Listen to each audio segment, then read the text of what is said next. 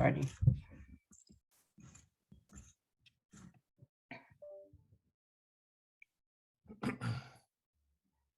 We're live.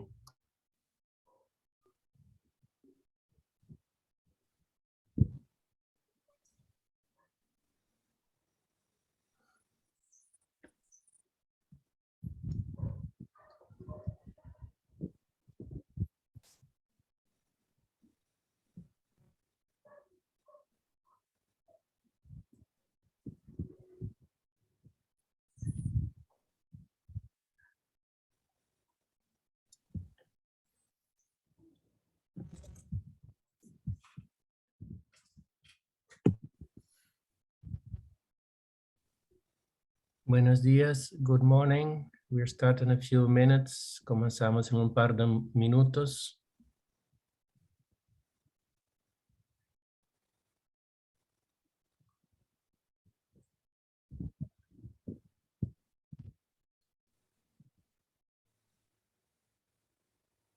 Hay traducción simultánea en inglés. We have interpretation services into English and Spanish. At the bottom, you can find a little globe where it says interpretation, where you can choose the language of your choice. In Spanish, you can find a small globe at the lower part of your screen. It says interpretation. There you can select your language.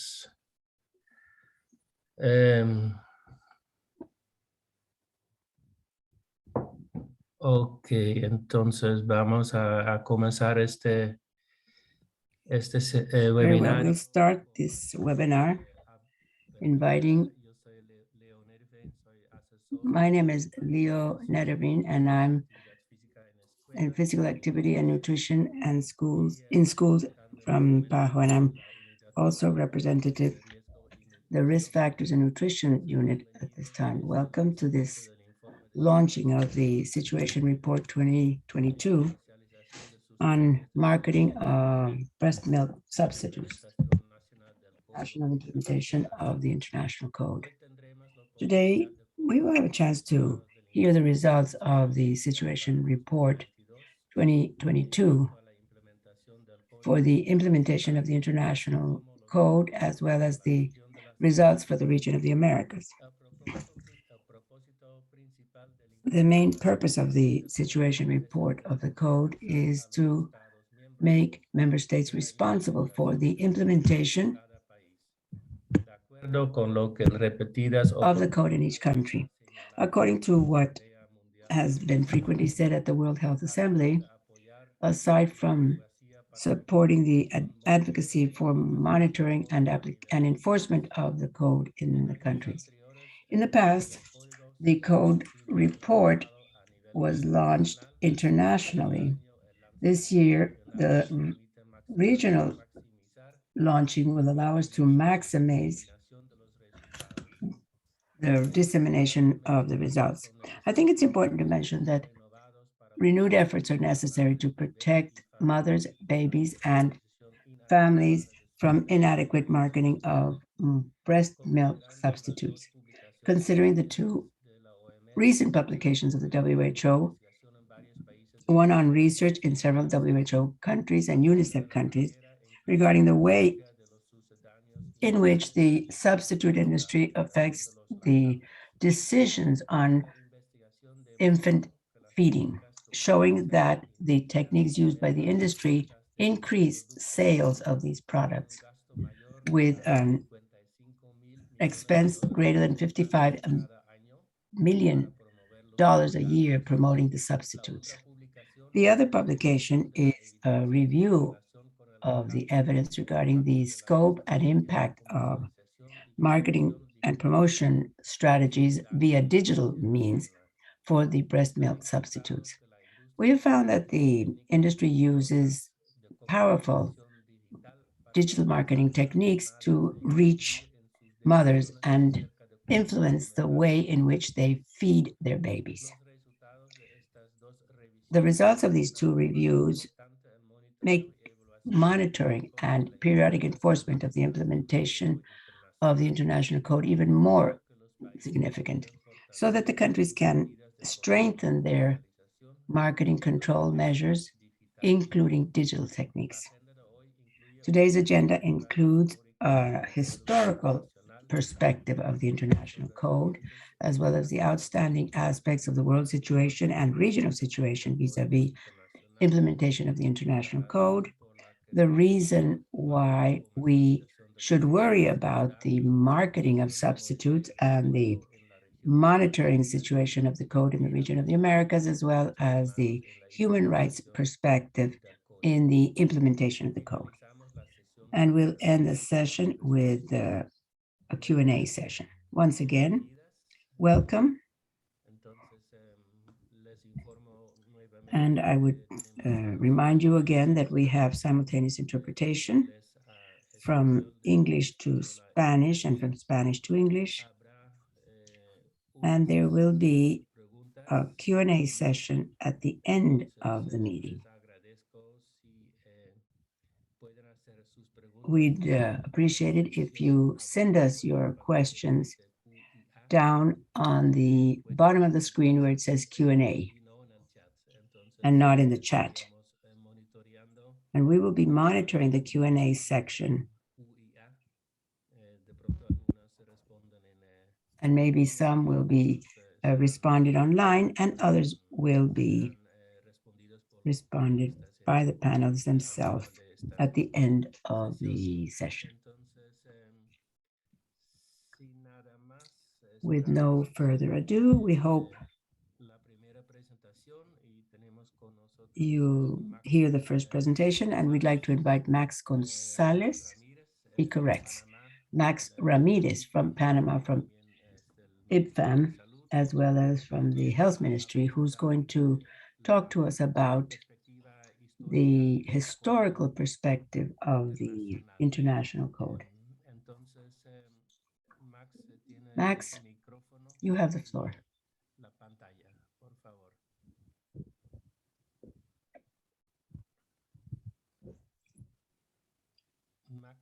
Max?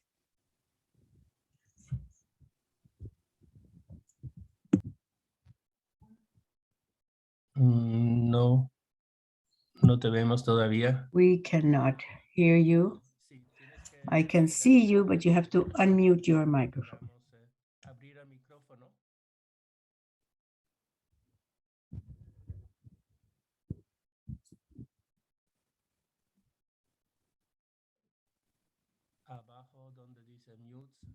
At the bottom of the screen where there is a little microphone where it says mute, lower left-hand side, you will find a little microphone. There you go.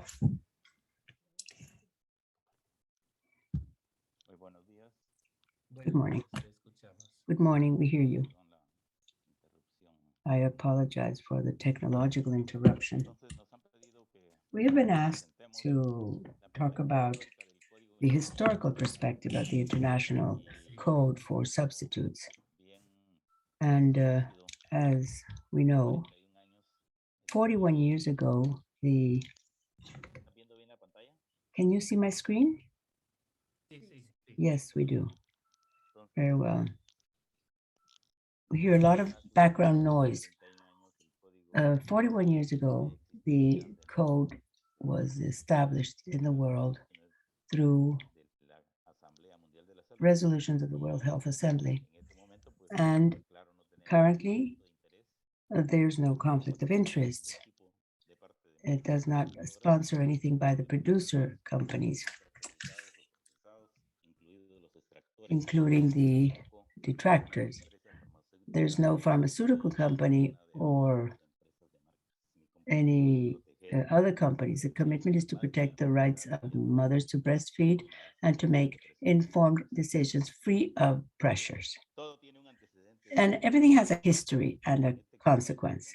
And in this case, we're going to review the background, which was before 41, before 81.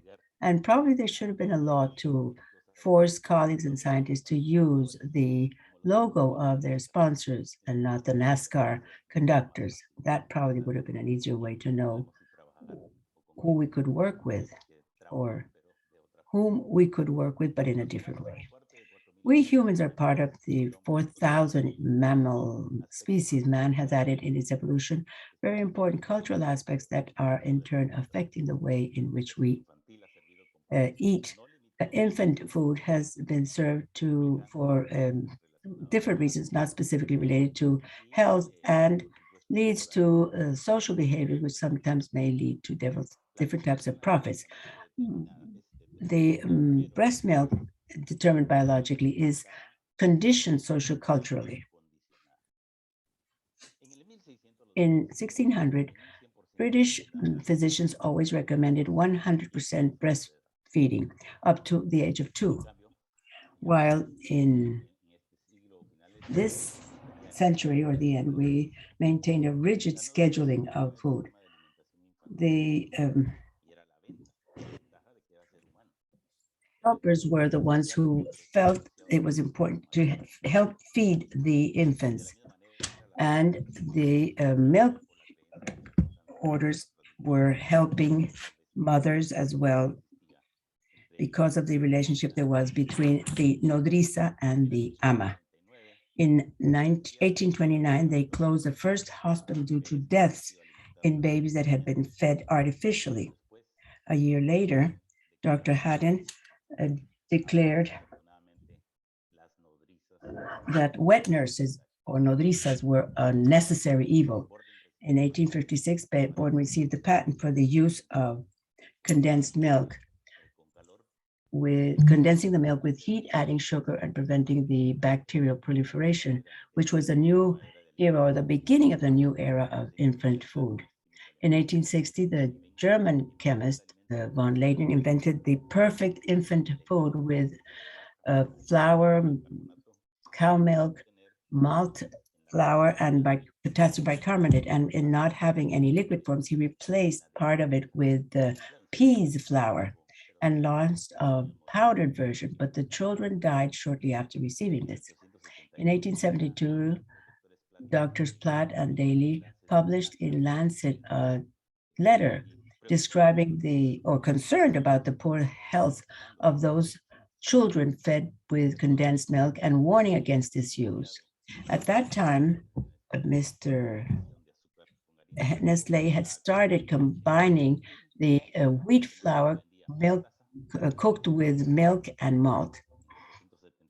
In 1873, they were selling 500,000 tins a day, and progressively he partnered with a Swiss condensed milk company.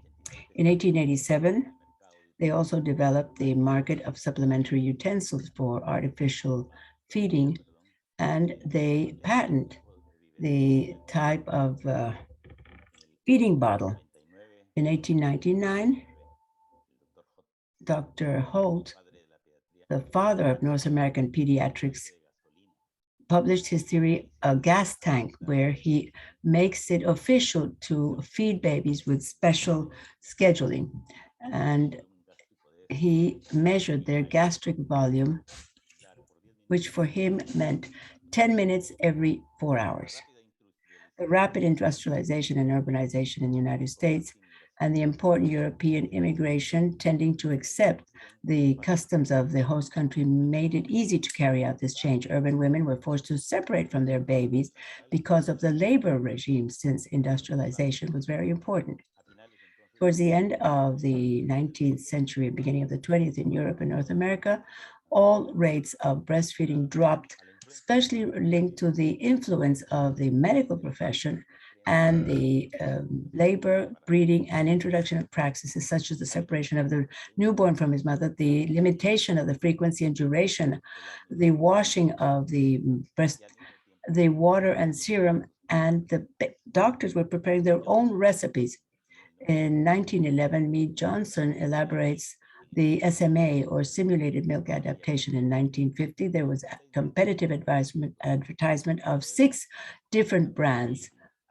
All this appears with posters comparing the mother breastfeeding with the mother receiving or actually administering through the breast bottle and the formula, and that the mortality was sevenfold in those receiving the formula compared to the children that were being breastfed.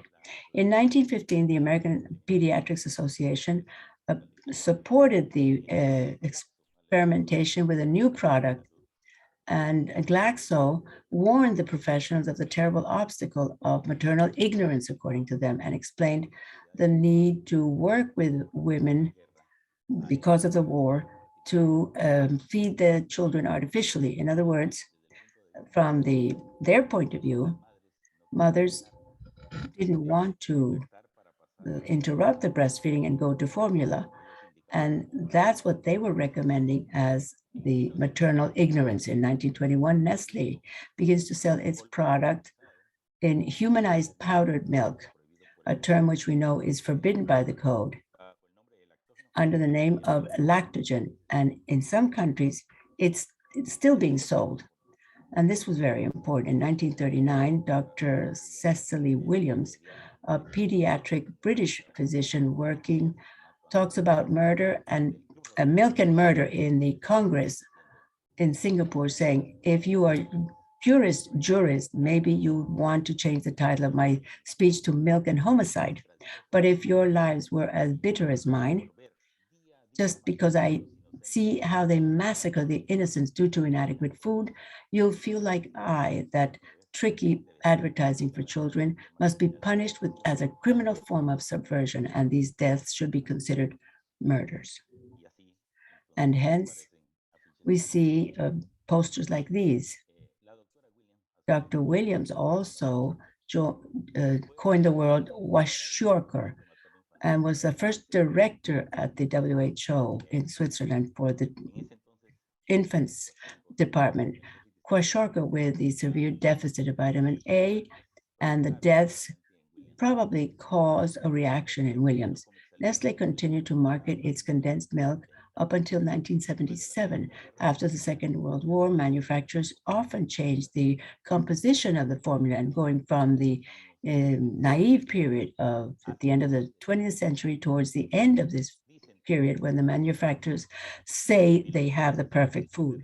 In 1960, Dr. Derek Jelliff created the term commerciogenic malnutrition, working in the Nutrition Institute of the Caribbean. He entitled this in one of his publications in 1970, the Advisors Group of the United Nations on Infant Food shows its concern for the commercial practices. And in 1972, the International Organization of Consumers presents the first code draft. In 1974, they published a report entitled Baby Killer for Pediatricians. And 2 months later, it was translated to German by a Swiss NGO entitled Nestle Kills Babies, where there's a discussion in the courts in 1975, the hearings between Nestle and the NDG, where several health professionals are witness against Nestle. They removed 3 of the 4 charges and leaves only the contempt. In 1977, Bristol Myers is accused in a federal court by a religious group. And at the time, Nestle is warned that they must change their marketing practices. And finally, coming to the 80s, when the WHO, Unicef, and the FAO convened a meeting on marketing of breast milk substitutes in the developing countries with the participation of governments, companies, and the organizations themselves. So between the 60s and the 70s, progressively, they arrived at the substitutes code, as we said, because of the marked decrease in breastfeeding throughout the world. And I believe this is still found in many countries. The growing concern regarding the inappropriate marketing practices of infant food as a cause of this drop, largely. And the 20th century also changes the infant food in the largest experiment done without evidence. adopting in 1981 the code, which was approved by 118 countries. And this is just a brief graphic representation of the evolution from the lactated flours, the evaporated milk, additions of what we call the formula, adding different inorganic substances which do not have the announced effect. And then bioactive nutriments or nucleotides or probiotics or prebiotics or hydrolyzed proteins, none of these having the announced effect. The business of formula and infant food is one of the most profitable, generating one of the greatest profits. A consumer who cannot defend himself, who has rights but cannot decide for himself. IBFAN considers a violation, any violation of the letter of the code, as well as those who violate the spirit and the intention of the code, which is to protect, promote, and support breastfeeding. And here we probably have to speak later of the human rights and the protection of health, because he is a consumer who cannot decide. He receives what they give him. The commercial influence is enormous. Mothers always want the best for their children because that's what they're being told it is. And here the health personnel are involved, the non-ethical and deceit promotion, the traditions, paradigm, globalization, and status. So as seen in the code, the inadequate practices are the causes of malnutrition, morbidity, and mortality amongst infants, and the incorrect practices of marketing of these substitutes and similar products may make these health problems even worse. So the complete application of the code and its later resolutions called the code are essential to ensure that parents and caregivers are protected from inappropriate and deceitful information. Abusive marketing of substitutes is not just the fact of the past. It continues to be frequently found in many countries throughout the world, documented in different monitors of the code done in several countries of Latin America, like in Panama, we've done it twice, in 2011 and in 2019. And we continue to find the same problem with these substitutes. The industry should not offer products or images or gifts or samples or promote infant beverages for children under certain months. It should be a complete and clear message with warnings regarding the consequences, and not only those commercial announcements that we hear. The maternal milk is this and that and the other and there. They very quickly said, with reading a paragraph that explains nothing and offers no improvement. Violations, as I've said, have been documented in the services, in the hospitals, in the health centers, and sometimes even directly when in contact with mothers. Hopefully, in the upcoming weeks at the Assembly, we will hear about all these resolutions, from the Codex Alimentarius, the goals, the breastfeeding week, the global strategy, the hospital initiative, the healthy hospital or baby-friendly hospital initiative. And many of these initiatives will help us activate, because if we speak of science, we mustn't forget that artificial breastfeeding is the most long-lasting experiment with no control and without informed consent in the history of medicine. The industry does not investigate what's missing and the damages caused by artificial feeding. It's almost as though the scientists were investigating the advantages of breathing instead of investigating the consequences of smoking. So we must consider breastfeeding as a mesh, as a live substance, as a substance that protects the babies. And we can see it clearly under the electronic microscope. It is the safest. And that will make a healthier and more intelligent world with support for child rearing and the processes that are free of processes and ultra processes. That should be how we contribute to the mothers. Thank you very much. Thank you so, Max. Thank you so much for that excellent presentation. That was a very interesting historical summary, reminding us about this long struggle, and one which has not ended yet, in fact. And that's why we're here, continuing to monitor and enforcing the code, analyzing how we can go about reinforcing it and its implementation and monitoring. Thank you so much for reminding the participants. And hopefully they'll ask their questions under the Q&A section. At the end, the panelists will respond to your concerns. And we're now going to continue with a video presentation, which will be Granja Moloni, and Granja Moloni. She's the Senior Nutrition Advisor from Unicef, who will talk to us about why the marketing of formula milk influences our decisions on infant feeding. Y veamos el video, por favor.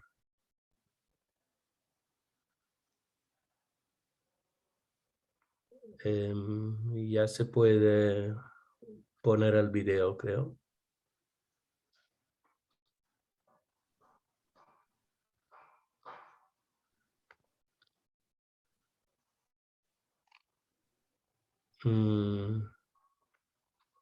No se ve todavía. ¿O está parado? ¿Está pausado?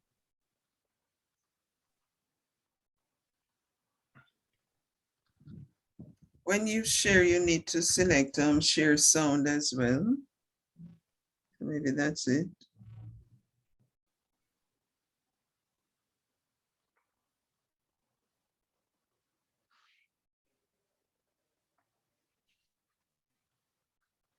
Esperamos un momento. Let's wait just a moment.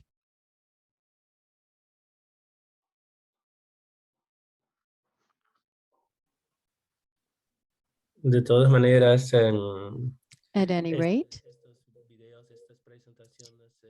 these video presentations are always published on our website, and everyone who is registered for the webinar will be able to go back and see all of the event there and share the resources with other people as well.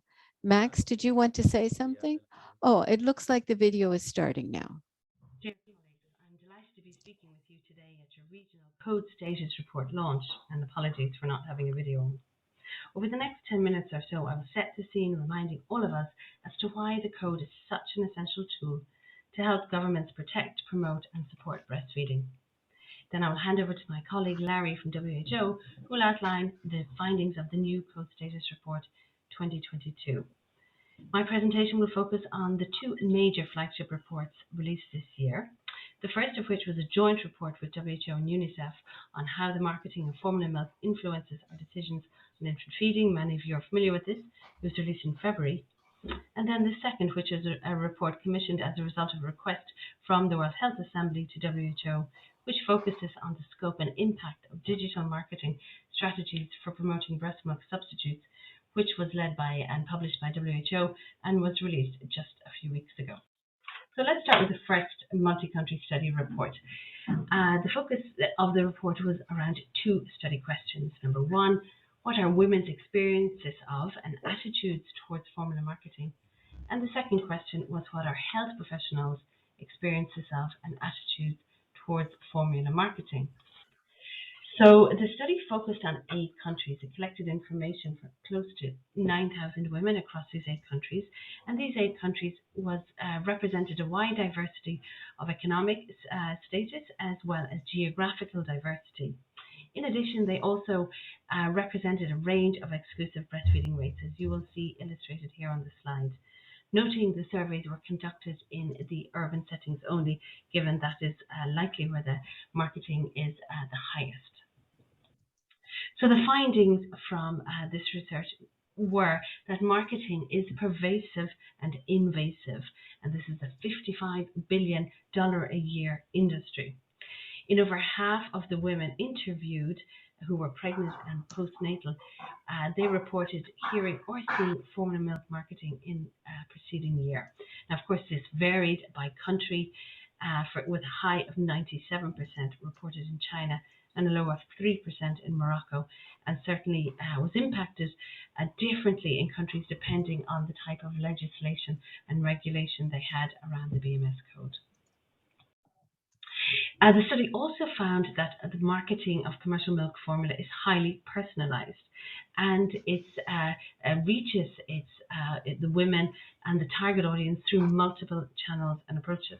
And that includes social media platforms, digital influencers, talks and events, direct interaction with company reps and television, and also free samples, promotions and gifts, baby clubs, 24-hour a day helplines, and health professionals. So through a variety of angles, all targeted towards reaching the main caregiver of that infant. One of the major strategies that are used by the industry are misleading scientific claims, science being a dominant theme, including scientific imagery, language, and pseudo-scientific claims such as this will calm your baby, help them sleep well, reduce colic, etc.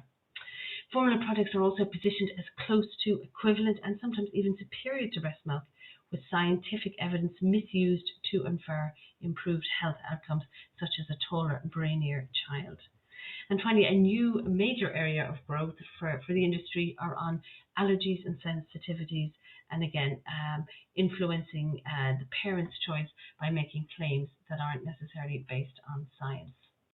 What the report also found was another strategy of the industry was to target health professionals as a trusted source of information to parents and caregivers. And in all countries, in all of the 8 countries, health professionals were reported as the main source of education on infant feeding practices to parents and mothers. Health professionals in 3 countries, in Morocco, Nigeria, and Vietnam, reported contact with formula milk industries as extremely common, and they also reported incentives such as commissions from sales, ambassadorial roles, funding for research, and etc. to promote a specific product. So what does this study tell us about formula milk marketing? Well, what's important to note is that this study was commissioned to MNC Saatchi World Services. So these are their findings. And what they found is that marketing for formula milk is highly advanced and targeted, that it is widespread, that this marketing exploits maternal anxieties and aspirations, deliberately targets health professionals, and it does undermine confidence in and perceived value of breastfeeding, and ultimately compromises continued breastfeeding. Now, the second study I want to highlight on today's session is on the scope and impact of digital marketing strategies for promoting breast milk substitutes. And in 2020, the World Health Assembly directed WHO to prepare a comprehensive report on the scope and impact of digital marketing, given that this inappropriate marketing undermines breastfeeding practices. So between January and June 2021, just over 4 million posts about infant feeding were sampled and analysed for this piece of work. And these data were collected from public and commercial accounts without regard for source, location, or language. They did not include content published on private users' timelines or dark posts. And of these, 73% specifically referenced breastfeeding and 17% referenced formula milk feeding. While fewer than 10% were clearly identifiable as advertisements, more than 20% of these posts contained references to a BMS brand or a product. What was clear also from this research was that digital marketing has become the primary means by which national and multinational manufacturers and distributors promote breast milk substitute brands and products, representing as much as 70% of total advertising spend on these products. In addition, digital platforms make it possible to identify pregnant women and mothers with unprecedented precision. Algorithms powered by artificial intelligence gather and analyze the data women and mothers generate online, including demographic characteristics, friends, interests, lifestyle choices, political affiliations, mood, or emotional state, also purchasing preferences and behaviors. And then these data can be combined with information collected across multiple online platforms to generate highly tailored and precisely targeted advertising and promotional content that can be powerfully persuasive. The report also found that marketing is transnational. Digital marketing strategies for the promotion of breast milk substitutes make implementation of the code through national legislation or other instruments therefore problematic. Digital content cannot be contained by geographical boundaries.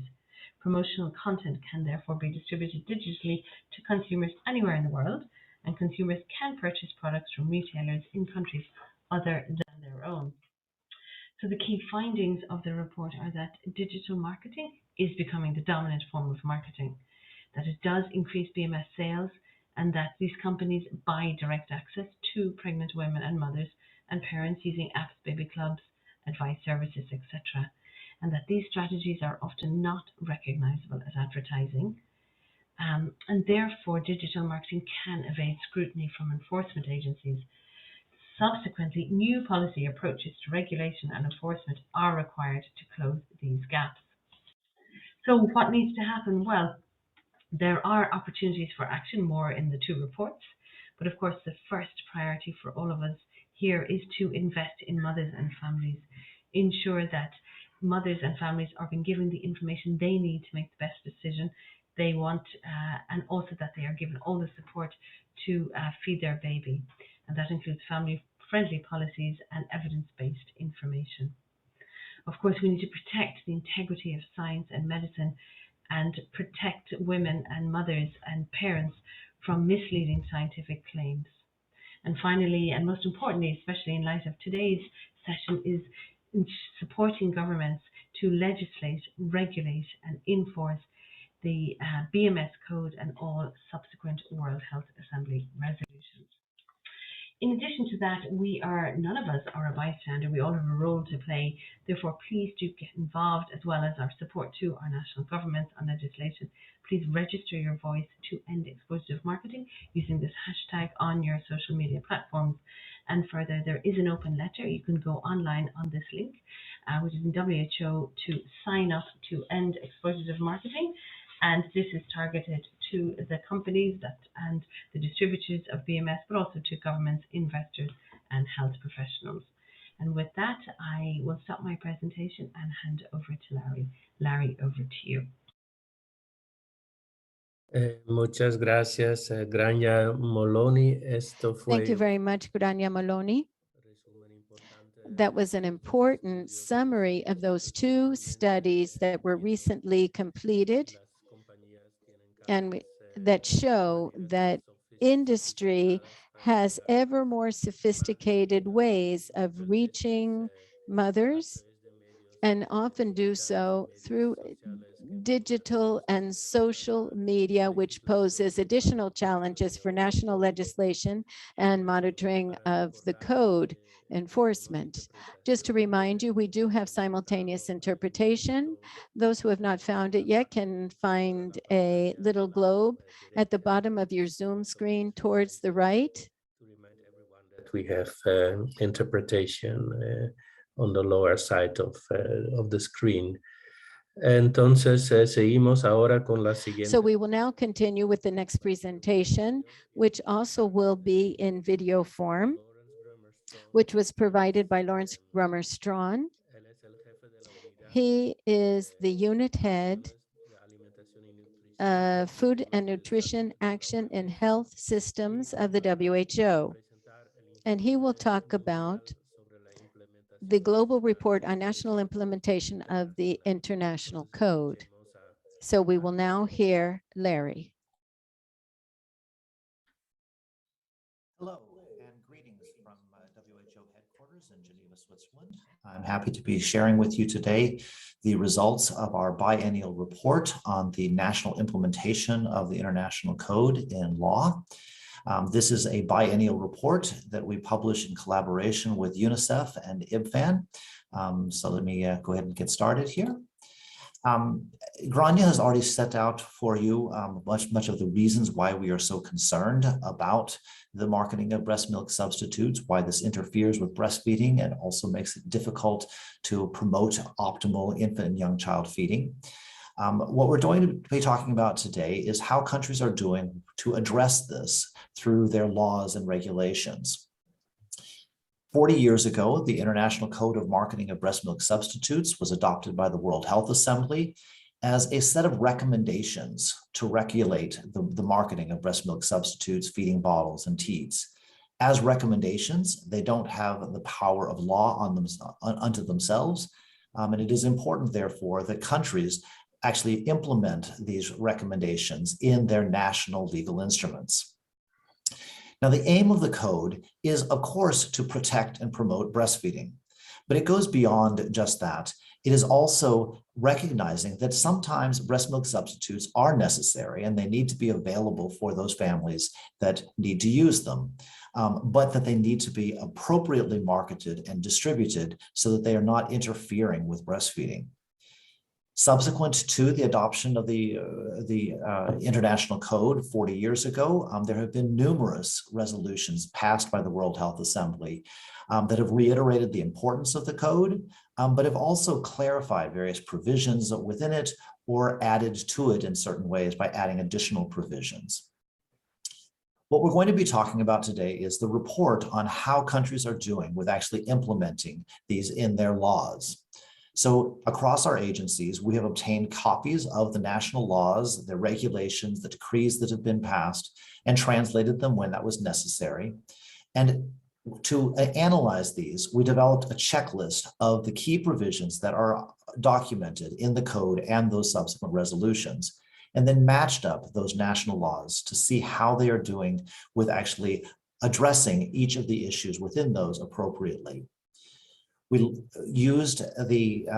evaluated the laws against that checklist and assigned point values to each of the provisions within it.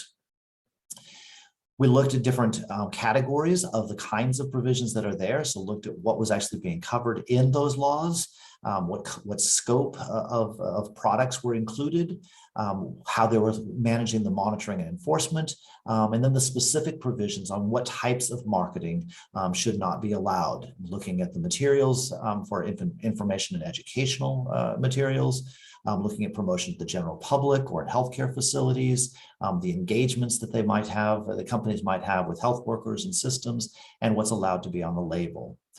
We added up the total points across these for a maximum total of 100 points for a law that is completely in alignment with the code, and then categorized those laws in terms of how closely aligned they are. Those that had at least 75% of the points in this algorithm were considered to be substantially aligned with the code, whereas those that had less than half of the points, the provisions not being covered so adequately, were categorized as being some provisions of the code being included. So let's look at what the results actually showed. In this report in 2022, we now have 32 countries that are considered to be substantially aligned with the code. This is important progress since the previous report in 2020, with an additional 7 countries that meet the standard. And overall, we see that there are 144 countries around the world that have actually implemented the code in some way, at least some aspects of the code. By international policies, this is certainly a success story to have so many countries adopting some of the provisions at least, but we certainly need to do better in filling the gaps of countries that have not implemented the code and getting better alignment with the code in the countries that do have legislation. Looking at that by country, you can see that in every continent, there are some countries that are doing quite well, and other countries that still need to implement some kind of legislation or need to strengthen their legislation to address additional provisions. So you can probably see your own country on the map here and see the kind of improvement that we need to see in implementing these provisions. One of the things we looked at was what products are covered within scope, and this slide looks at which type of breast milk substitutes are included, up to what ages. And we find that the majority of countries around the world do cover at least the breast milk substitutes for infants, that is at least up to 12 months of age. And we see quite a number of other countries that extend out to the full scope of the code as clarified in 2016 by the World Health Assembly that would go out for breast milk substitutes marketed up to 36 months of age. And there are some countries that do cover follow-up formula, and so potentially they cover those products up to 36 months of age, but they don't actually spell out the information within their laws as to what the age limit would be. So it's a question of interpretation in the courts of whether they are included or not. We also see different provisions, and I've highlighted on this slide just a few of the key provisions. This is not the full code, but key ones that have particularly high point values and are particularly important. And what you see is that there's quite a range of the kind of coverage that we see. Some provisions being covered more routinely across most laws, such as advertising and promotional devices at point of sale, issues around idealizing infant formula on the informational educational materials or on labels. But other provisions are not so well covered, such as sponsorship of meetings or nutrition and health claims. Or bans on receiving information educational materials from industry. So we need to have much better coverage of those. The other thing that you see in this slide is a comparison of older laws to newer laws. What we found was that since 2016, 26 countries have actually strengthened their code in some ways by passing new legislation or enacting their legislation on the code for the first time. And what we did in this analysis was compare how well those newer laws are covering the provisions of the code. And what we found was that really across the board, these newer laws are stronger than older laws, particularly on areas that have been highlighted in World Health Assembly resolutions that have been passed since the original code. So it's really documenting how important it is for countries to really examine their laws and update them if they're older laws to really cover many of these newer issues. The other thing that you see at the bottom of this slide is that there are a number of countries that have not yet really put in place the monitoring and enforcement provisions that they need. And we don't seem to be getting any better with this. That might reflect the fact that these newer laws, it just takes longer time to actually get the monitoring and enforcement put in place. And so there could be a lagged effect, but clearly this is an area that we need to address with stronger monitoring and enforcement. So some of the key conclusions that we draw from this report are that there has been substantial progress in implementing the code in law, and these newer laws are better, they're stronger laws for us. And particularly address the issues highlighted in resolutions. However, we see many provisions that are missing in many countries, and we need to strengthen those laws. We also see that monitoring and enforcement is weak in most countries. And while I didn't have time to really go into provisions around digital marketing, this is an area we're particularly concerned that monitoring and enforcement of violations of the code that occur in digital space are particularly weak in terms of monitoring and enforcement. We summarized at the end of the report a number of recommendations to carry forward. So we certainly encourage countries that have not updated their legislation in any recent years that they would update that, taking particular attention to the gaps in their legislation.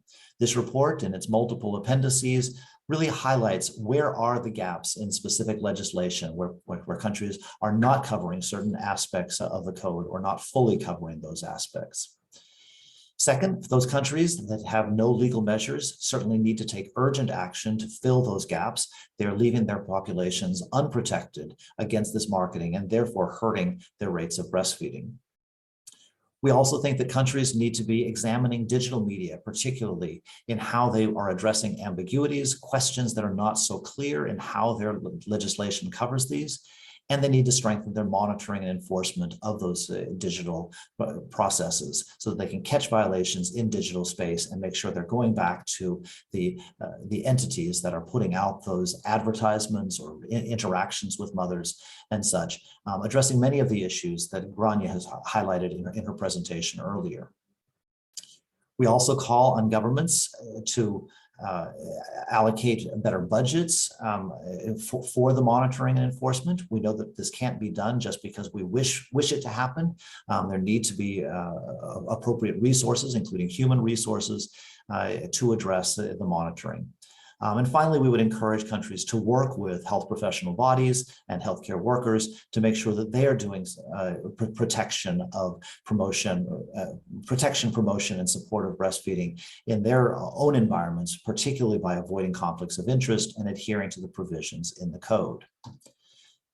Finally, I just want to point out some of the roles that WHO offices, Unicef offices, and other country offices of various NGOs can do to support governments in adherence to the code. There's more that they can do for advocacy, to advocate for implementation of stronger code provisions. There's a number of tools available to them in terms of social media assets developed this year as part of the launches that Grania talked about. Advocacy briefs put out by the Global Breastfeeding Collective, access to the reports, ways that we can get people to understand why it is so important that we address this issue of the marketing of breast milk substitutes. Various tools available from WHO and Unicef to help with the implementation, to address the barriers to implementation and work through a process, access to the code and subsequent resolutions easily accessible online, frequently asked questions to understand the provisions of the code and to make it a little bit easier to understand than the sometimes legalistic language that might be in the code itself. And there's a model law that was developed earlier this year that countries can use to identify those provisions and language that they can use to actually address the code.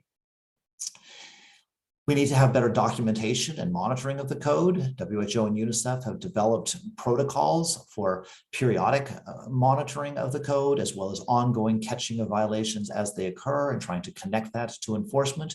So encourage our partners in country offices to work with governments to implement those tools. And finally, we encourage them to work with partners to bring together the coalitions that can actually support this kind of work. The Global Breastfeeding Collective at a global level brings together 26 partners in trying to work on issues around the protection, promotion, and support of breastfeeding, and there are models of how this can be done at regional and local levels.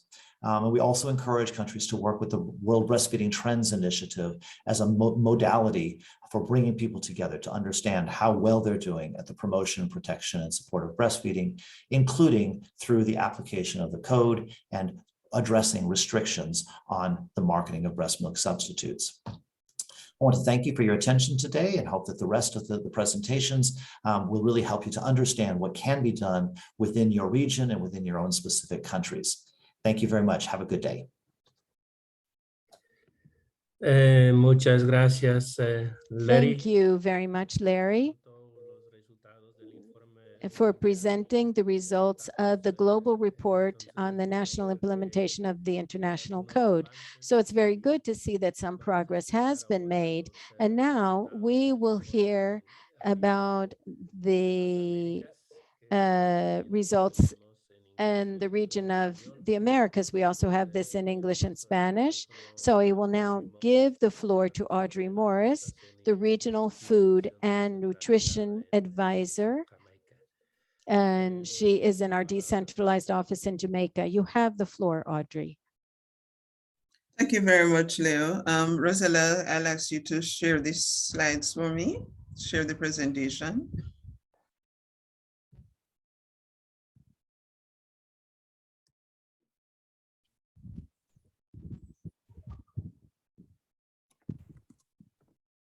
Thank you so much.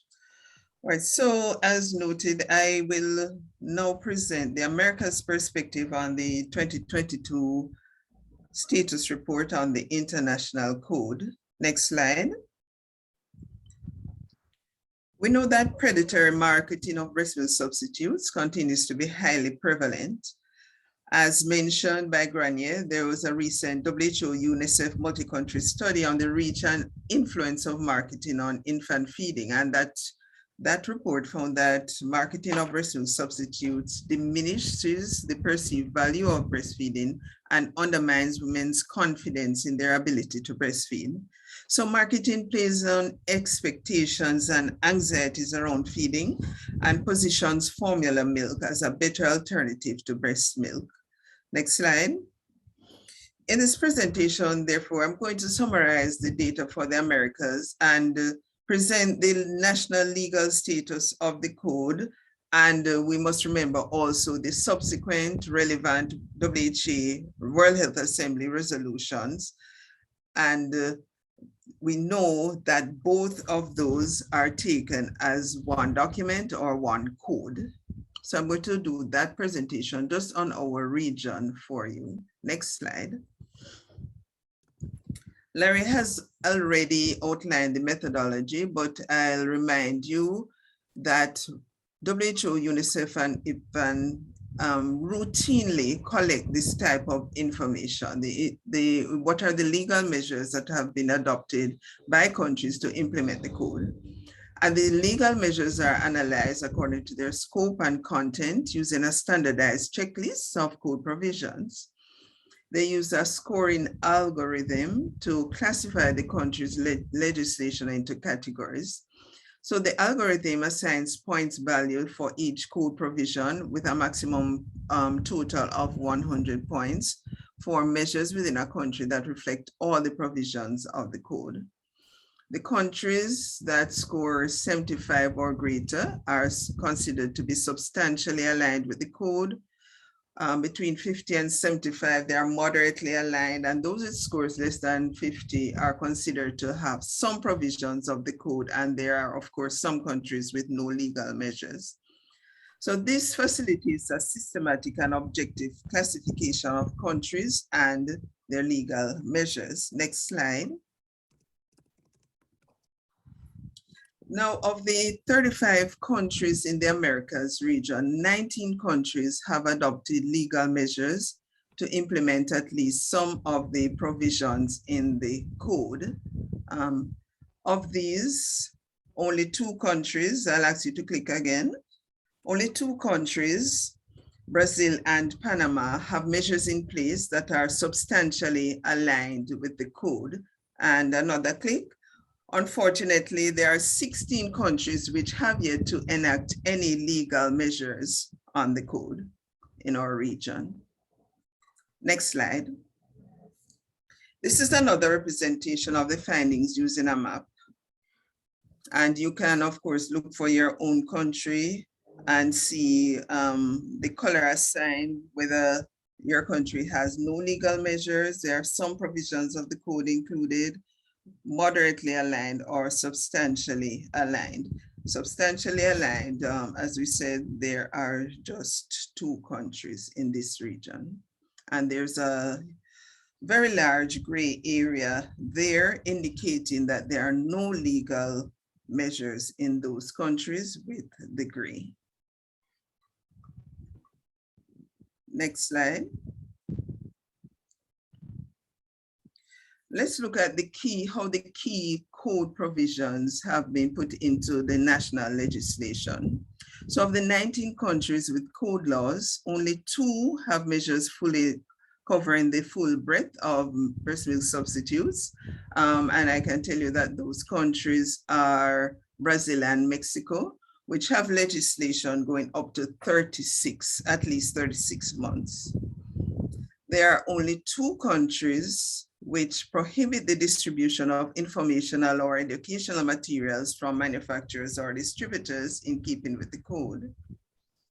However, there are many more countries, we can see 12 that have prohibitions on advertising, and there are 10 which prohibit the use of promotional devices at points of sale. Now, the health system has been a traditional channel for promoting products falling under the scope of the code. And there are too few countries that have robust measures in place to reduce these promotional practices so that promotion in health facilities really persists in many countries. So while there are 14 countries which prohibit the use of facilities for promotion, just 2 countries prohibit gifts or incentives to health workers, and only 6 countries have provisions in place that prohibit the distribution of free or low-cost supplies in the healthcare system. In addition, there is 1 country that has legal restrictions on industry sponsorship of meetings of health professionals or scientific groups.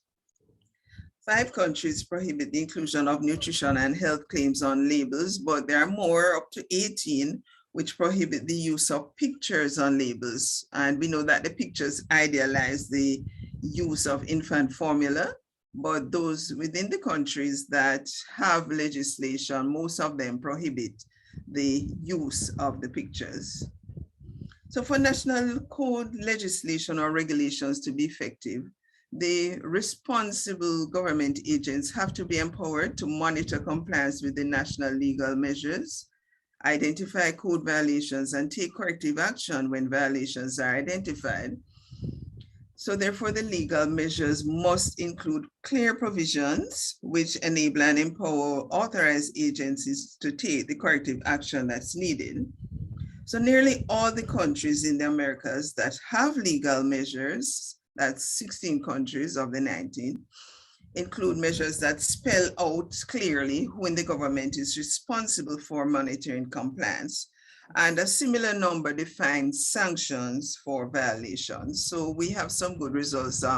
The 2 last bars that you see at the bottom there. Next slide. So the conclusions are that while promotion of breast milk substitutes using unethical marketing practices continues, many countries are fighting back. A majority of the countries in the Americas have legislation prohibiting at least some form of promotion, and that's a slim majority. And even for those countries, there are significant gaps in national legislation, and the provisions to prevent conflicts of interest are notably lacking. So what needs to be done? Next slide. Larry has, of course, made some recommendations for the global report, and those recommendations hold true also for the region.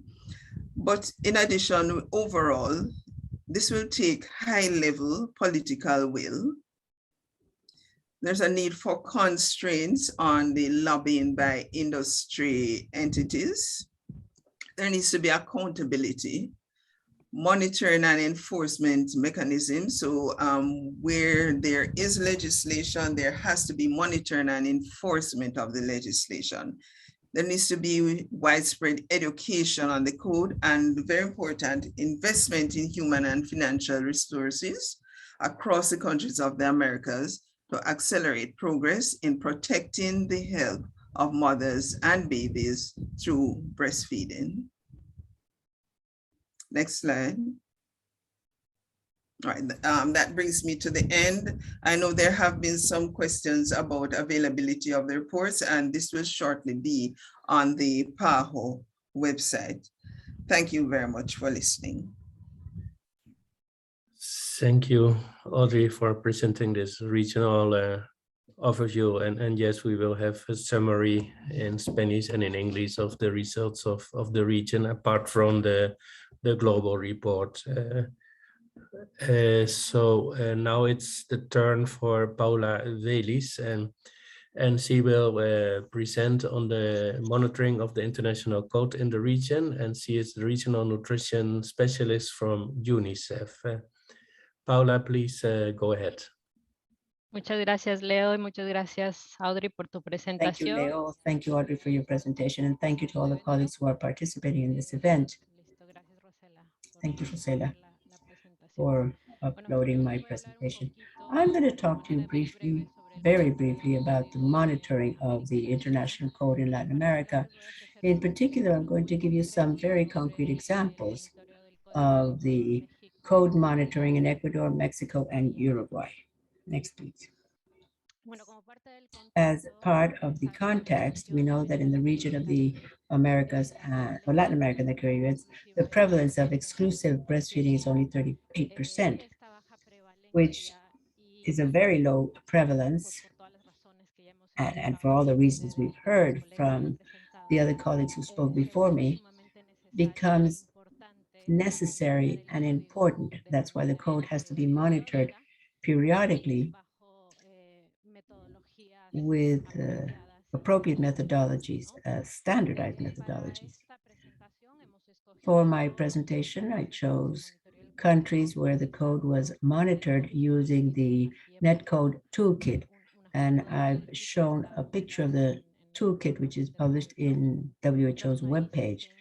The countries I included are Ecuador, who's done 2 monitors using the methodology, the most recent one in 2022, which has not yet been published. Its results, however, are ready. From Mexico, the publication was done in 2020, which can be found on UNICEF Mexico's webpage. However, the data surveying was done in 2017, but there was a series of reasons why it was not published until 2020. And then a monitor, which was done in 2021, specifically for digital marketing, as we've heard from the colleagues, which is a new challenge that we have around this problem. And in this recent digital marketing monitor, they did not use a Netcode toolkit, they used a ClickNet methodology. And then finally, the one that was done in Uruguay in 2019. The results are also published in the webpage of the Health Ministry in Uruguay. Next, please.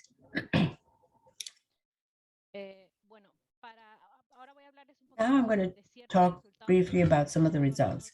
We chose some results, but notice that this is neither a summary of the monitoring nor the most important results. This is simply some of the ones we chose, which we thought would be interesting for this presentation.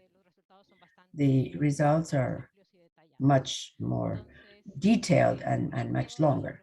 Now, with regard to the results selected vis-a-vis the health establishments, we found that in all 3 countries, promotional material was identified in the health establishments. However, to a lesser degree in the public health establishments, to a greater degree in the private health centers. I have used some pictures to show some of the different aspects. Now, these are not necessarily pictures that respond to the specific evaluation or monitoring in particular. Next, please. As for health professionals, in Ecuador, 76% of the health professionals knew about the code. More than 50% of the health professionals in Mexico knew about the national measures related to the code. And in Uruguay, 69% of the health professionals were familiar with the code.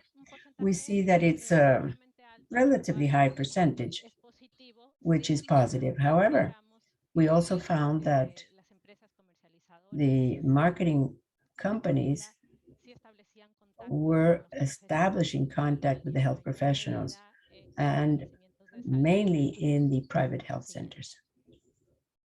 Next, please. Next slide, please. Slide, please. Thank you. Now, with regard to the interviews with the mothers, in Ecuador, we identified that 91.2% of the mothers said they'd heard about promotional products subject to the code in the last 6 months, which is a very high percentage and quite concerning. In Mexico, the situation is very similar. 86% of the mothers remembered having seen promotions of milk products and baby bottles. And in Uruguay, 48% of the mothers said they'd received some type of recommendation of food or feed different from breast milk in the last 6 months. Now, regarding the point of sale, In Ecuador, we found that 95% of promotional materials found used discounts and reduced prices, which I think is a very alarming figure. In Mexico, some of the most important findings was that the most common promotions were price reduction, samples, and promotional packages. Next, please. As for labeling of the product, in Ecuador, 61% of the products showed nutritional or healthy statements, and 59% of the products included an invitation to contact the company. While in Uruguay, most of the products had some type of expression or image idealizing the product, like charts showing growth or hearts, or charts showing love or care. And 54% of the products included an invitation to contact the company. Next, please. Talking about social networks and digital marketing. I believe that this is the big challenge we're facing now globally, not only in the region. In Mexico, digital advertising of these products is not regulated yet. 71% of websites have direct contact with mothers and fathers, be it through WhatsApp groups they've created, or chats, or web pages, or specific applications communicating directly with the mothers and fathers. 39% of the websites identified had health professionals participating, showing whatever they're showing to create trust amongst the public. 80% of those interviewed reported digital advertising of the breast milk substitutes, and 20% of the publications were generated by influencers and users. The influencers issue is also very important and very up to date, because now these influencers are being used like famous mothers or mothers on television, inviting consumers to consume these products. In Uruguay, it was found that most of the marketing companies and points of sale have Facebook profiles. And we only analyzed this network. 53% of the marketing advertising referred to the benefits, in quotes, nutritional aspects, the convenience, and the improvement in growth, amongst other things. And finally, we have some conclusions which I chose. Code violations are very prevalent in these three countries, as we saw from the different aspects related to the code. There's an endless number of violations in all three countries. Digital marketing is a promotional channel which is becoming more and more relevant in this region. And we need to identify new mechanisms to monitor the digital environment. And finally, recommendations is to continue with the advocacy and technical assistance to strengthen monitoring and regulatory frameworks. As we saw from Audrey's presentation, we still need to work a lot and make an additional effort to strengthen the regulatory local frameworks to include aspects related to the code. And finally, I insist on this because it is very important within the context of the current situation in the world. Include digital marketing in the monitoring processes and in the regulatory frameworks in the countries. That's all for me now. Thank you very much. And thank you very much in particular to the colleagues from Mexico, Ecuador, and Uruguay for their help. Thank you. Thank you very much, Paula. It's wonderful to know that there are several countries that have already done this monitoring. Chile, I believe, and Colombia have also done it, and Panama. I sent some links where you can see the reports from the different countries.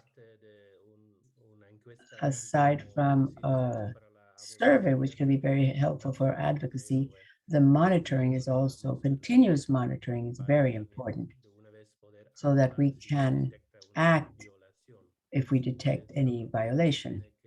I think that Paula will have to leave us now, unfortunately, but we want to thank her very much. And we're working actively in all the countries together with Unicef. And we're both supporting each other in this support effort to the countries. And now we have Alejandro Morlachetti, who's from our legal department. He's one of the legal advisors on human rights, who's going to give us the human rights perspective in the implementation of the code. Alejandro, you have the floor. Thank you, Leo, and thank you for the invitation. And thanks to all my colleagues, the panelists, and the people participating.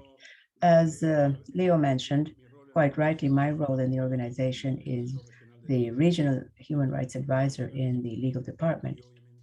And obviously, my main role is to consider the human rights perspective, considering all the human rights standards from the treaties and instruments, and related to all the work of the organization, the very different questions of health that we work with, as well as all the questions of nutrition, which is one of the most important aspects related to non-communicable diseases, where we try to contribute with the human rights perspective and its importance and seen from enforcement and measurements required. Let me see if I'm successful and can share my screen. Can you tell me if you can see it? Yes, thank you. Very well. My presentation is in English, that way you can see it in both ways. I'm going to speak Spanish, but the presentation is in English. The slides, as I said, will be in English and I will be speaking in Spanish. First, quick overview, which is to understand, as you all mentioned, while exploring the different aspects of the code. Many of you know the code in detail, but there's an important aspect of the obligation in the code, and how we can see it from a different viewpoint of the traditionally binding instruments, such as the treaties, the human rights treaties in this case. The first thing I wanted to mention very quickly, but it's always important to mention, is whether the right to health related to other rights is a right and an obligation and a standard of human rights, which must be consolidated as such. And in this respect, I'm not going to go into too many details about this because we have no doubt about this. And if there were any doubt, all these treaties, and this is an arbitrary mention because I could add the civil and political pacts because of its relation to health and other rights. But these treaties, amongst others, clearly stipulate that a person has a right to health. The highest possible level of health is a fundamental right which must be respected and promoted and protected by the states who are party to these treaties. And most of the states in the region of the Americas are party to these, as well as many of the states in the world are party to these. And as you know, in particular, with the rights of the child, most, except for very few exceptions, most of the states in the world are party to these Convention of the Rights of the Child.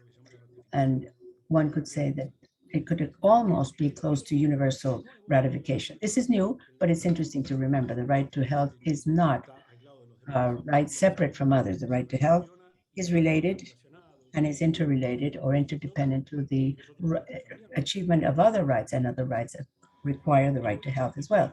So they're interrelated. And beyond what you see there, I'm going to mention this very last item, which is the right to information and access to information, the search for information, which is a very important and key, as was mentioned in prior presentations, key to our discussions today.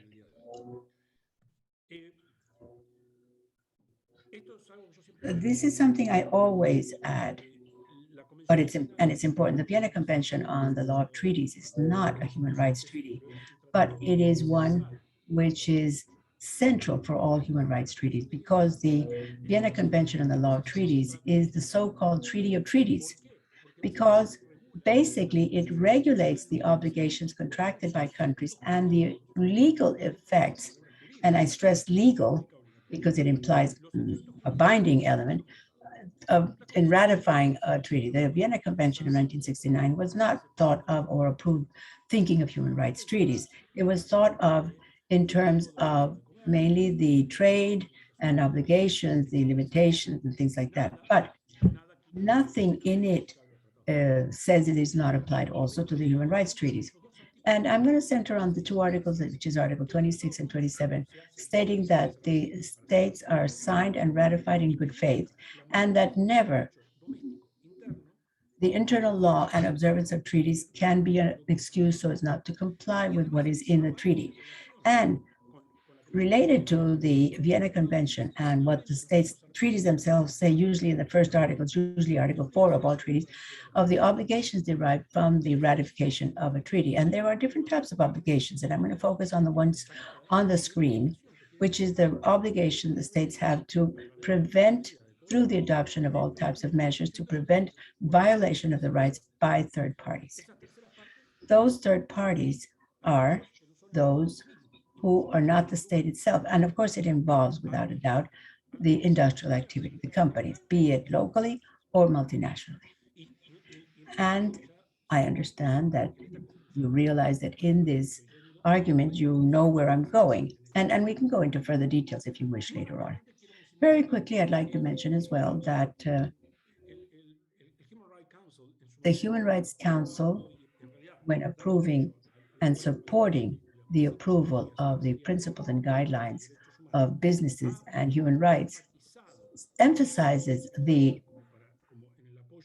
support given by the Human Rights Council, has emphasized these three pillars, which are central to it. And above all, what's more important, aside from the details, which, and I recommend you read these principles, the detail of leaving the customs of the social responsibility and the voluntarity and the idea of following voluntary principles, which is all very well, but to go to the central aspect, which is the focus and essence of my presentation today, which is that the corporate responsibility to respect human rights requiring cooperation is not a contribution and voluntarism or anything like that, but to avoid infringing internationally recognized human rights and take into consideration the negative aspects and impacts that of these activities could have. This can be seen in many different industries, but without a doubt, it would be very relevant to all aspects related to the food industry, the healthier foods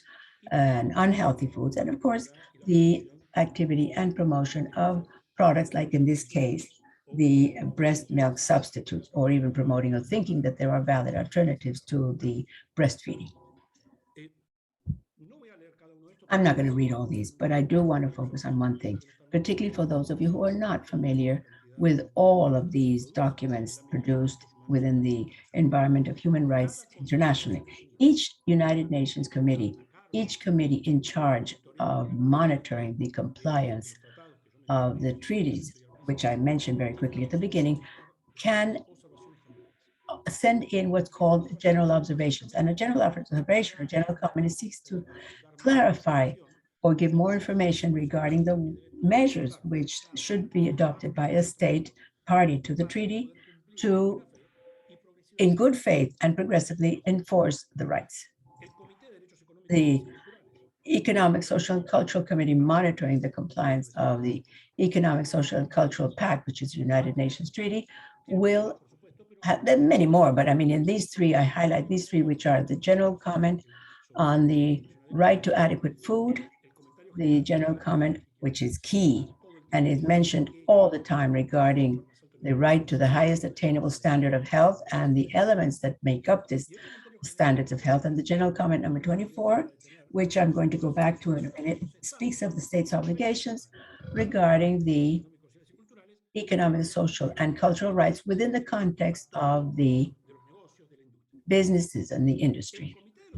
The Committee on the Rights of Children, which is of course the one that monitors and enforces the rights of the child, is going to have several general comments that could be relevant to what we're talking about here, such as the rights of the child in the early childhood, the best interest of the child, which is the interpretation of Article 3 of the Convention, which I believe you must have heard, because the best interest of the child is one of the guiding rights of the child.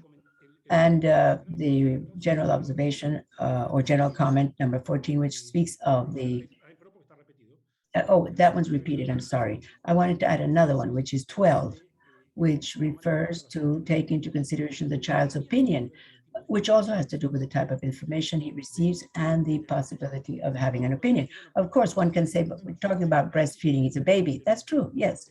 But in the family environment, while the child is growing, all of these things of how it's reported and everything must be taken into consideration and include the family environment. General comment number 15, which has the enjoyment of the highest attainable standard of health. And you see that another committee has a similar observation. This is in reference to the child in particular. And 16, which is similar to the one I showed before, refers to the state's obligation regarding the impact of the business sector on children's rights.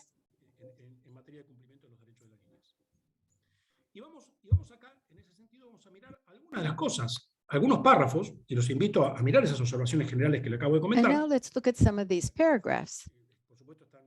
Of course, these are in the official languages of the United Nations, so you can look it up in English and Spanish. But notice that there is something that they tend to say. For example, the Committee on Economic, Social, and Cultural Rights say that states must, in order to comply in good faith with the Covenant on Economic, Social, and Cultural Rights.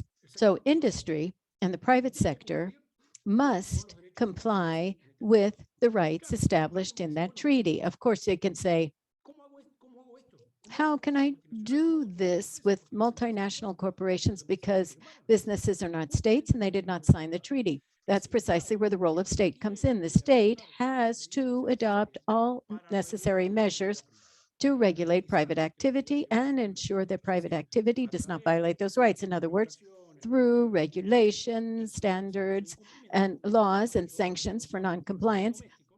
That's how I become responsible nationally for this, for a national or multinational corporation. So I do enforcement, make it mandatory, and imply punishments to oblige them to respect these rights. A lack of regulations or failure to take states makes the state in violation of the treaty. So there's a clarification by the committee in terms of domestic provisions, and this also has a lot to do with the problems we have mentioned, what you do to monitor and sanction multinational activities.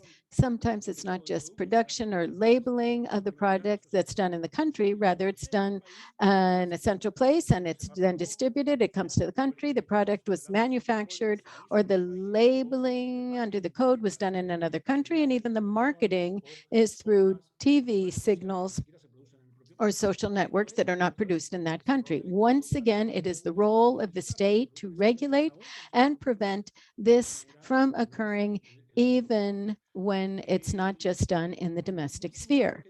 And this is very similar to what I said before. The obligation that states have to comply with these obligations mean that they must effectively prevent violations of the economic, social, and cultural rights in the context of business activities. To this end, we have to look at administrative and any other type of legislative and educational or other appropriate measures. It says that the committee specifically mentions the code on implementation of marketing of breast milk substitutes, and also specifically mentions this code. So now if we go on to the Committee on Rights of the Child, it's going to be very similar. The structure and the way that the Committee on Rights of the Child addresses this. And of course, the Child's Code That's interesting because the Committee on the Rights of the Child also relates the issue of unhealthy products, of course, tobacco, alcohol, but also everything that has to do with poor nutrition under Article 6. One of the central guiding principles has to do with the right to life and the right to development. And the right to development, according to this committee, is violated when the state does not properly regulate the possibility of a child consuming products that are bad for its health.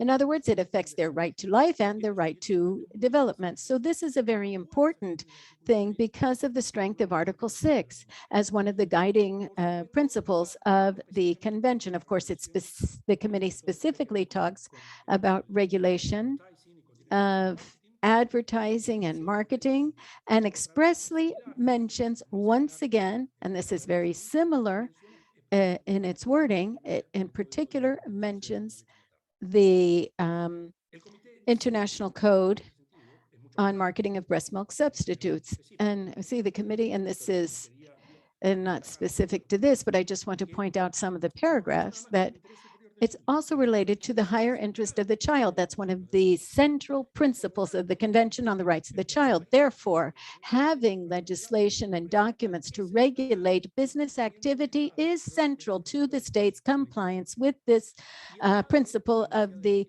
higher interest of the child. And it must implement legislation to regulate the actions of third parties, in this case, industry. And they must have a regulatory framework that allows the state to require industry to mold its activities to be in full compliance with the rights of the child.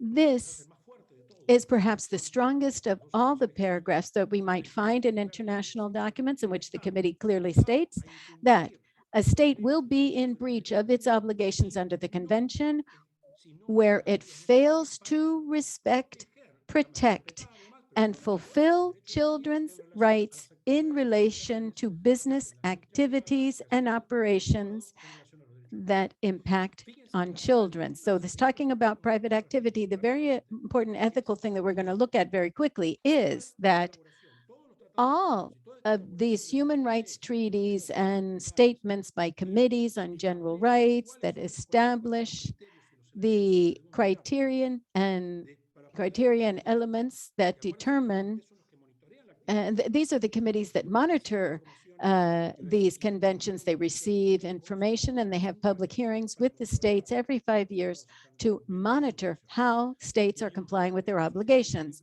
And civil society also plays a very important role. Every 5 years, civil society can present parallel reports to these committees, pointing out, and this is very important to point this out, situations in which, for example, in regards to the code, there may be violations so that the committee can address these. So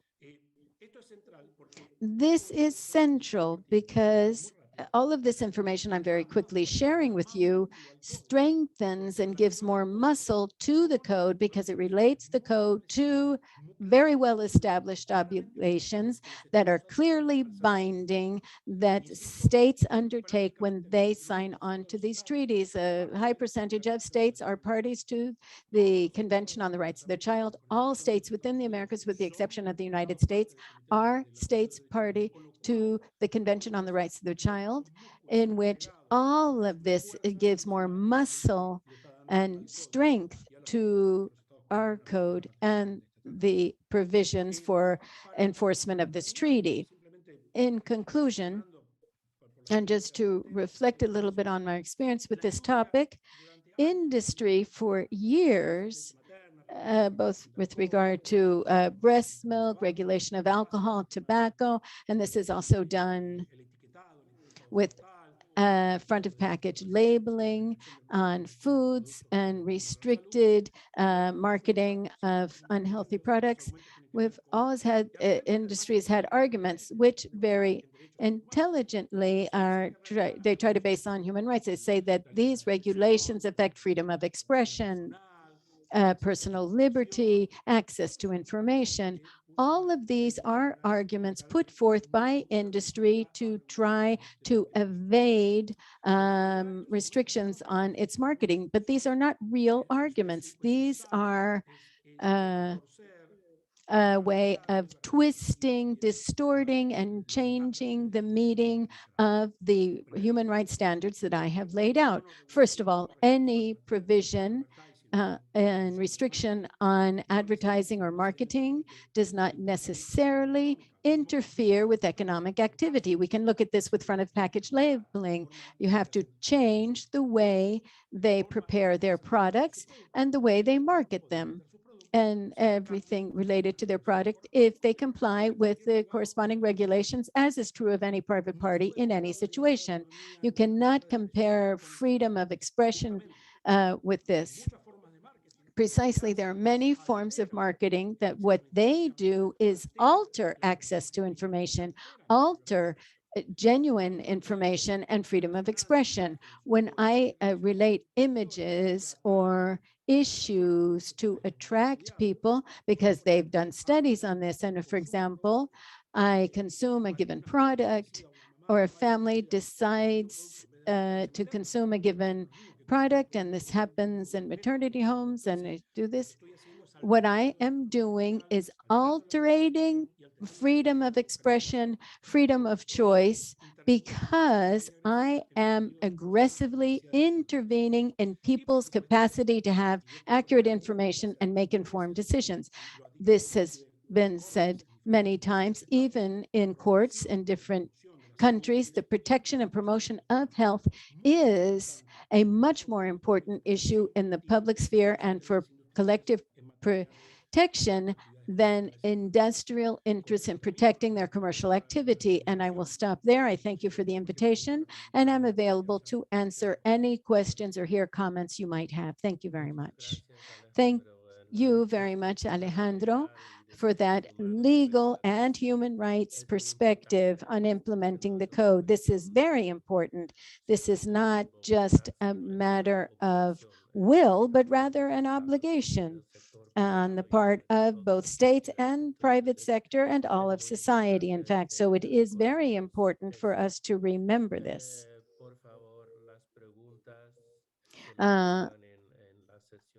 I invite everyone to put their questions in the Q&A box. Unfortunately, we panelists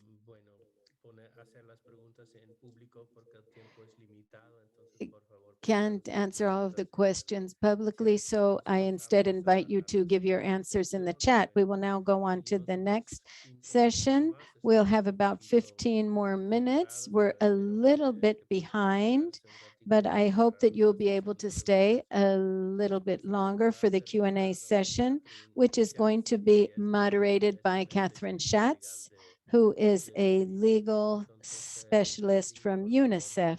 Catherine, I give you the floor. Great. Thank you very much, Leo, and thank you very much to all the panelists. Thank you for turning your videos on. As Leo mentioned, we had a lot of great questions coming up in the Q&A, and we've tried to answer as many of them as we could. There are a few questions that are very country specific, and so for those, we ask you to reach out to PAHO or to Unicef directly, and we can help address them. But I've collected a number of questions that are very interesting and more general questions. So I will put some of those to the panelists right now. The first question is about what are some examples of countries that have a strong law? We heard a little bit about it from Audrey, so maybe Audrey, you want to elaborate, and maybe Max can give an example as well from Mexico. So maybe Audrey, over to you first.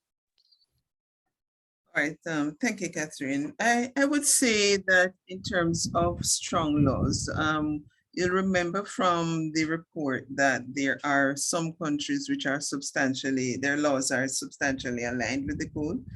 And in this region, we have the example of Brazil and Panama. So I think those would be useful for the person who asked the question to get a hold of those laws and see if there's anything, you know, that can be replicated in your country from that. So I think that's what I would say.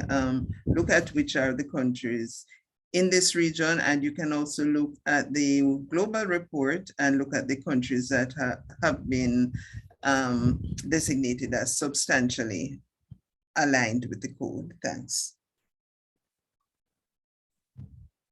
Great, thank you very much, Audrey. Max, did you want to add anything? Yes. First of all, it is important to align education with the code. There is a lot of ignorance amongst health professionals and actors and institutions. Sometimes the director comes in and accepts an assignment and carries it out without prior training in terms of breastfeeding and its compliance with the code. Second, there may be many laws, but if a law is not regulated, then it is very hard to enforce it.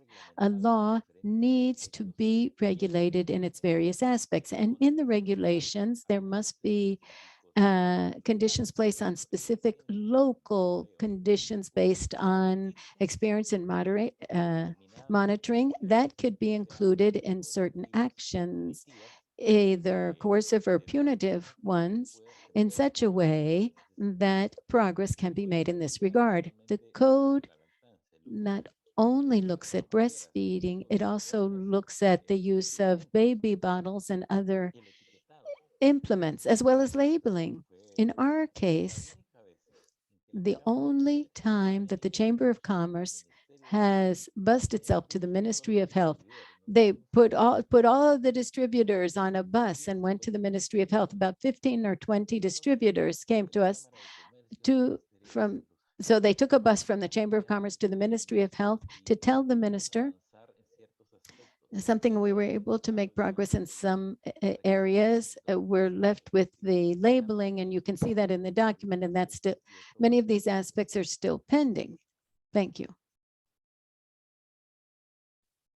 Great, thank you very much for that, Max.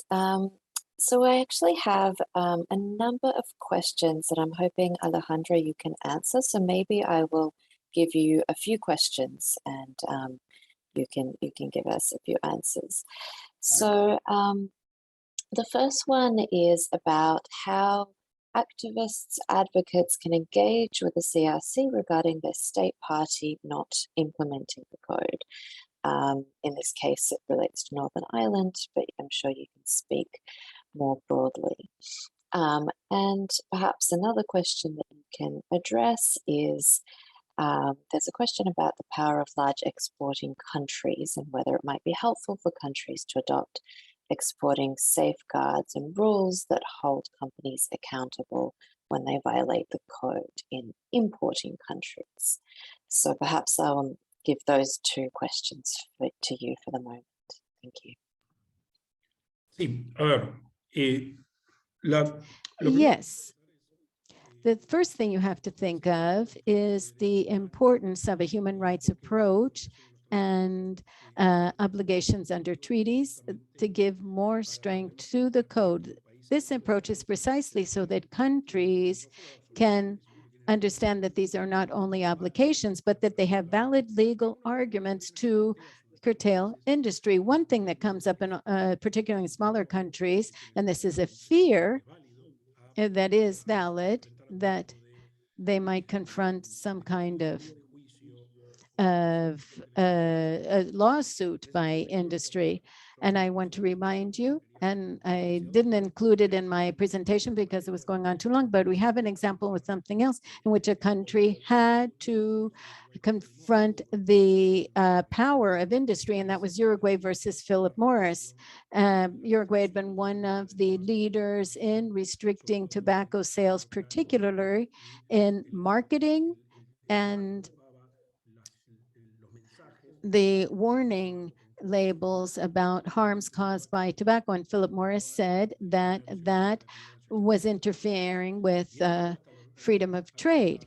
And this went as high up as possible, which was before the arbitration court of the WTO, and together with many partners, Uruguay was found to be in the right, and that the right to health prevails over trade rights, and Uruguay has been able to continue with its regulations, and Philip Morris's suit against Uruguay was not successful. So this is important to bear in mind, because this reinforces the idea that public health and the collective interest in public health goes above commercial interests. And furthermore, Uruguay had an obligation to comply with its health obligations, and everything else that came out of this discussion. There's regulations on imports and certain conditions. I do understand also that some countries raise economic issues and other challenges, but here, once again, we have the role of regional spheres and economic zones, regional economic zones, particularly for smaller countries. They need to not face up to industry alone, but we also have to be able to regulate both the distribution, the production, and the marketing, both locally or because it is a distributor that imports these products. And of course, the more countries that do this, and not only at the import or export country, then there is this, it creates a bigger situation, because then this industry cannot operate this way in the country or in the country that manufactures it. So countries not only have these legal instruments, they also have a legal obligation to uphold the code.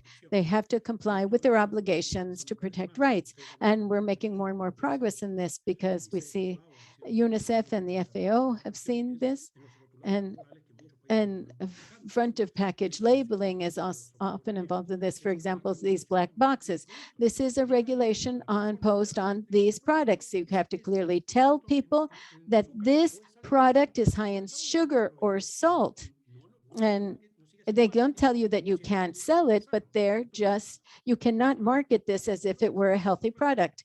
And what we're saying is precisely that. And this also, ultimately, the code is a restriction on marketing. It says what types of messages can be used in the marketing. So there is no doubt that at this stage of the game in drafting human rights standards and the agreements that states are signing in this regard, because all of these mechanisms of these committees are mechanisms of treaties and everyone actively participates in them. So there is no doubt that we have the necessary conditions. Furthermore, another important thing to remember, when committees begin to adopt these general provisions, this means that they are going to begin to look at them as part of what they're going to be monitoring. In other words, states have to report to the committees on these reports, and civil society has a very strong role to play, which is to present parallel reports that must be presented, saying we're concerned about this. We need the state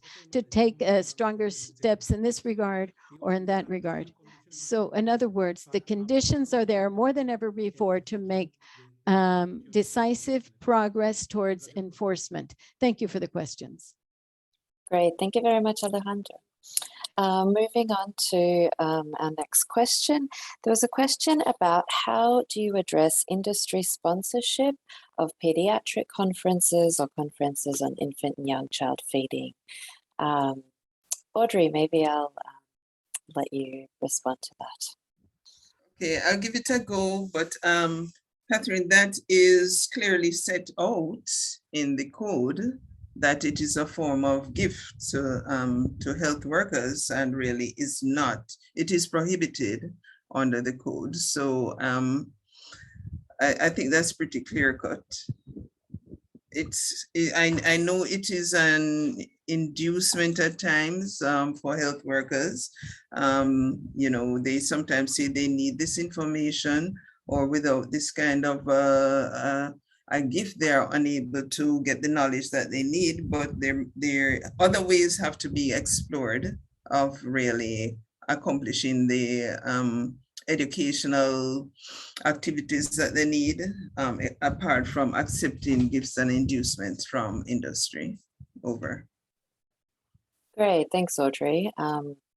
Yes, I think that's absolutely correct. And World Health Assembly Resolution 69.9 makes that even clearer when it talks about conflicts of interest, and actually sponsorship of conferences is one of the examples given.